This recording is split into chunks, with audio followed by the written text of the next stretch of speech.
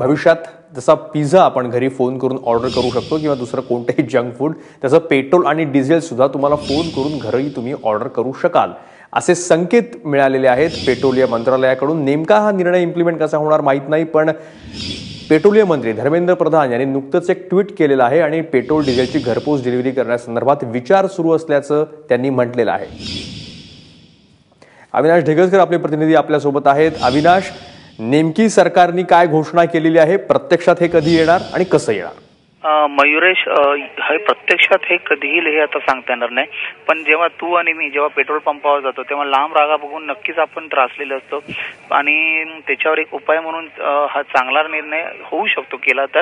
कारण यासाठी जर प्री बुकिंग केली तर तुम्ही पेट्रोल घरपोच तुम्हाला मिळू शकतं आणि त्याचा फायदा बऱ्याच लोकांना, म्हणजे दररोज 4.5 कोटी ग्राहक हे डिझेल पेट्रोल खरेदी करतात आणि त्याचबरोबर देशभरात अंदाजे असं सांगितलं की 58,000 पेट्रोल पंप आहेत। म्हणजे त्या पद्धतीने कसे घरपोच केले जातील, कोणत्या शहरात सुरुवातीपासून केले जातील याचा पहिला अभ्यास केला जाईल आणि त्यानंतर ही योजना लागू करण्याची चिन्ह असू शकतात।